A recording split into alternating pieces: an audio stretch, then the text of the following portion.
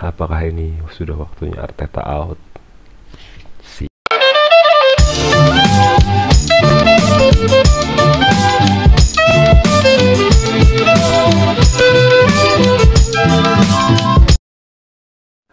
Halo guys, balik lagi di konten Only Gunners dalam review matchday 10 pertandingan Premier League antara Newcastle United versus Arsenal FC. Aduh, jadi gua aja udah gak punya tenaga ini ngomongnya nih, gara-gara ini orang ini bikin lemes ya di matchday 10 ini hasilnya.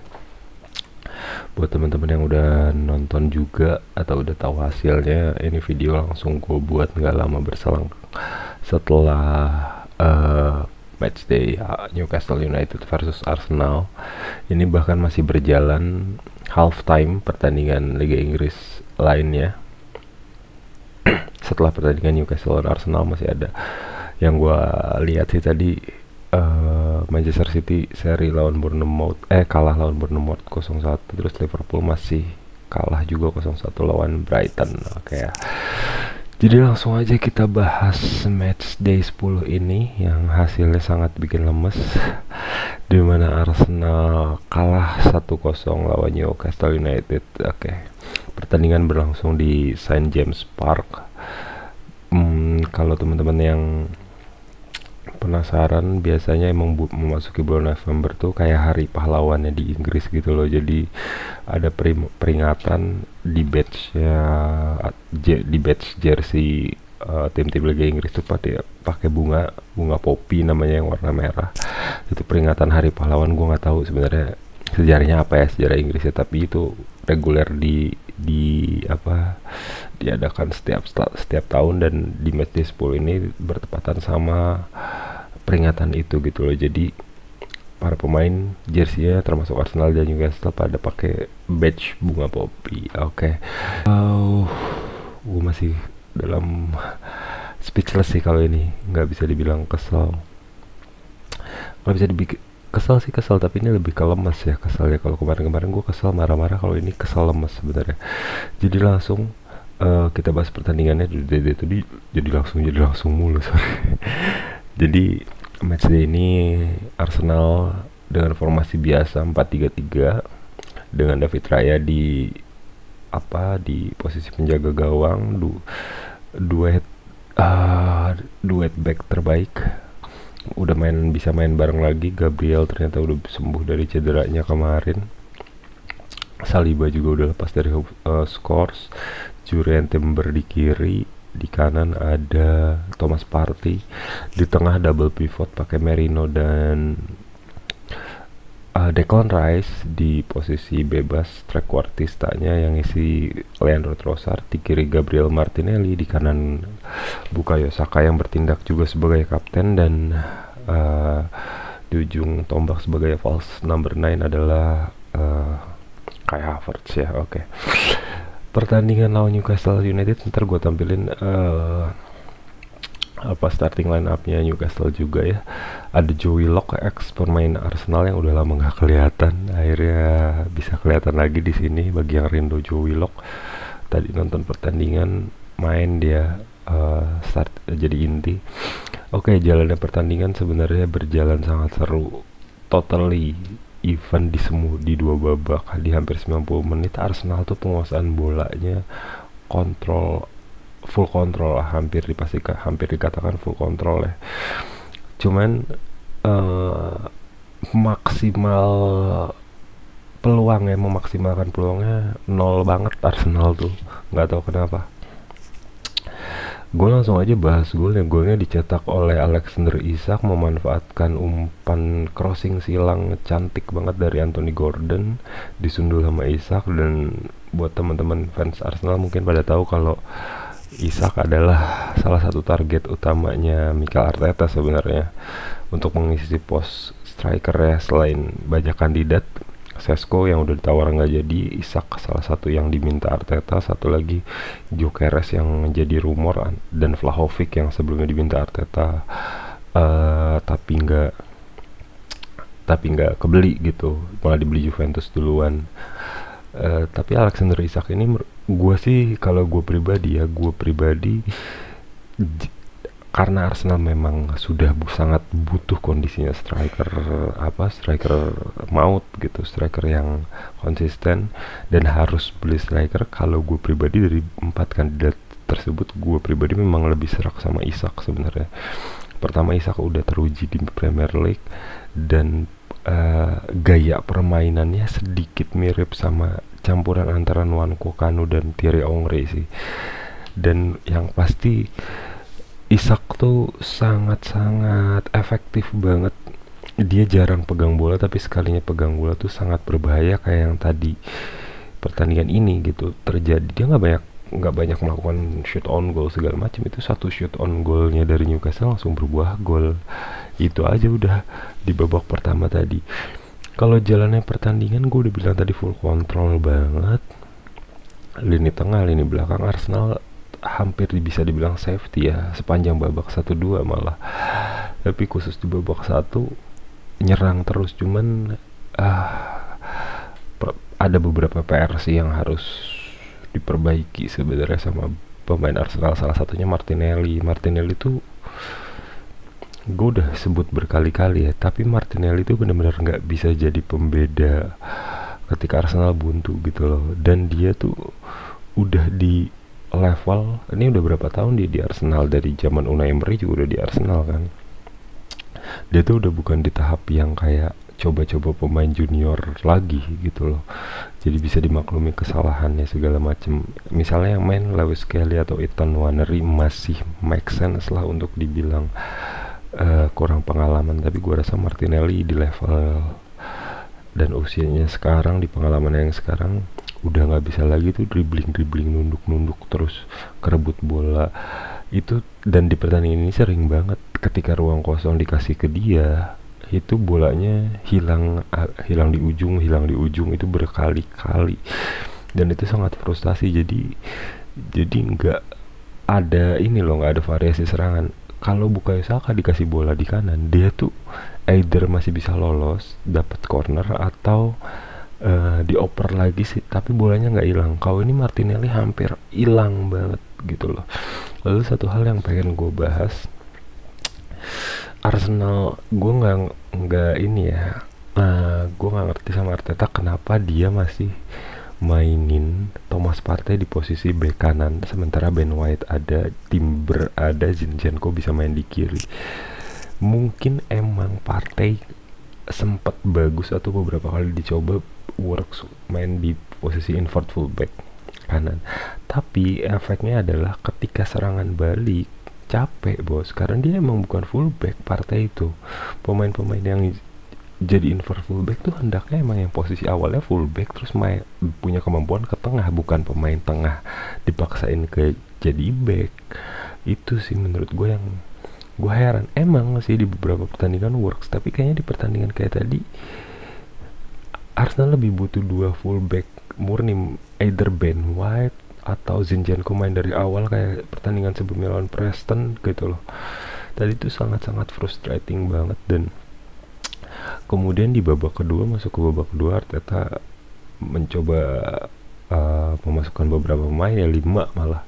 Pertama kali yang masuk tuh Ethan Nwaneri masuk, akhirnya setelah gue tunggu dia masuk di hampir pertengahan babak kedua. Lalu Zinchenko juga main, dan gue rasa sebenarnya telat. Harusnya formasi awalnya Nwaneri sama Zinchenko main dari awal menurut gue. Merino tuh masih proses adaptasi, bukan berarti Merino nggak works atau nggak bagus ya. Di beberapa pertandingan Merino emang nunjukin dia gelandang bertahan yang solid gitu loh. Tackle-nya bagus, baca ruangnya bagus, passingnya oke, postur bagus juga, bahkan ngegolin. Tapi Mikel Merino tuh masih dalam proses adaptasi di kecepatan Liga Inggris. Jadi kayak tadi itu main, apalagi dipasanginnya dengan Declan gitu, bingung banget. Dan masih ada Thomas Partey, walaupun Partey ditaruh di kanan, dia kan nginvert ke tengah, jadi bingung banget tadi tuh. bolanya akhirnya ngumpul di tengah, nggak nyampe depan. Even Trossard sampai mundur-mundur, Havertz sampai mundur-mundur gitu, tapi bolanya tetap nggak nyampe.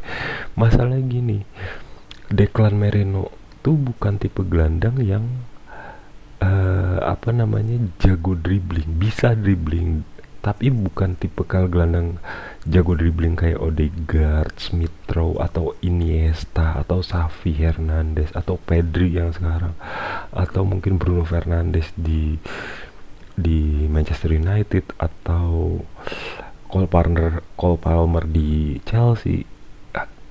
Declan sama Merino tuh tipenya sama, box to box dan holding, mungkin lebih kayak Rodri lah. Nah, masang dua pemain kayak gitu setipe tuh memang pertahanan jadi solid sebenarnya. Newcastle agak susah banget masuk, bener-bener susah, kecuali satu serangan itu ya, kecolongan ya. Tapi sisanya nggak ada serangan yang terlalu berarti dari Newcastle gitu loh. Nah, Arsenal masang dua gelandang itu penyerangan jadi kayak mampet. Itu yang gue bingung. Ethan Nwaneri masuk, tapi posisinya masalahnya Newcastle-nya udah terlalu terbiasa dengan kita, dengan Arsenal, jadinya makin susah tembus gitu loh. Kemudian dicoba dimasukin siapa sih tadi yang gue lihat, akhirnya Timber diga, Ben White akhirnya masuk ya kan, Jorginho juga masuk, tapi itu semua nggak mengubah keadaan karena Newcastle udah terbiasa dengan serangan kita gitu loh. Satu hal yang jadi problem Arsenal musim ini adalah ya itu, ketika gue bilang Arsenal tuh bergantung banget sama Odegaard, sehingga ketika Odegaard nggak ada sekarang, atau Saka terlalu terbebani kayak sekarang, nggak ada pemain-pemain yang mampu memberikan kejutan. Trossard mampu, tapi Trossard terlalu banyak burden dan terlalu banyak bebannya, dia dari tengah disuruh ke kiri, jadi bingung posisi. Dan Trossard emang jago dribbling menurut gua, dan pressingnya udah oke, tapi Trossard tuh nggak sebagus Odegaard dalam passing sebenarnya. Jadi ketika dia ditaruh di posisi Odegaard kayak tadi itu jelek banget, banyak peluang yang agak sia-sia ketika bolanya di Trossard yang harusnya bisa diterobos dengan kalau dulu zamannya Ozil atau Alex Song atau Fabregas sih, itu yakin udah jadi asis itu sebenarnya. Dan yang masalah kedua adalah di masalah kedua Arsenal tuh, Arsenal nggak punya, atau bahkan nggak ada inisiatif untuk mencoba dengan shooting jarak jauh gitu loh. Oh iya, yang gue inget, Gabriel Jesus masuk dan ditempatin di posisinya Martinelli. Gabriel Jesus, menurut gue Gabriel Jesus adalah salah satu pemain Arsenal yang sangat berbakat dalam skill, pace, dan kecepatan. Tadi itu dia ngasih pengaruh yang sangat signifikan menurut gue, ngerepotin pertahanan Newcastle banget. Cuman balik lagi karena sering cedera dan posisinya sering ditukar-tukar ya, entah itu goal getter atau dia udah kegeser sama Havertz sekarang, lalu di posisi kiri rebutan banget antara Martinelli dan Trossard dan dia gitu. Tadi dicoba di posisi kiri, works menurut gue, tapi karena beda ya pemain yang sering pemain reguler dan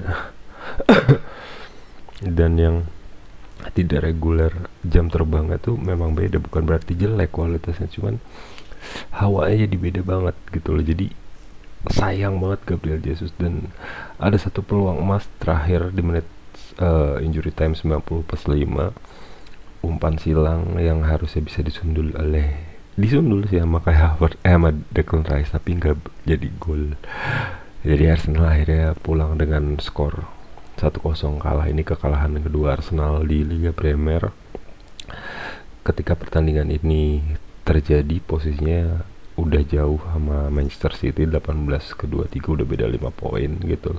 Sementara sih Manchester City dan Liverpool kalah ya, mudah-mudahan sih kalah terus tuh. Kalah aja gitu. Tapi kalau enggak ya emang pekan tuh masih panjang banget, masih ada 28 pekan lagi. Tapi ketinggalan poin sebegininya bikin peluang tuh jadi semakin mengecil menurutku. Dan Arteta tuh apa ya, mulai kebaca sih menurut gua. Arteta strateginya mulai kebaca, dan dia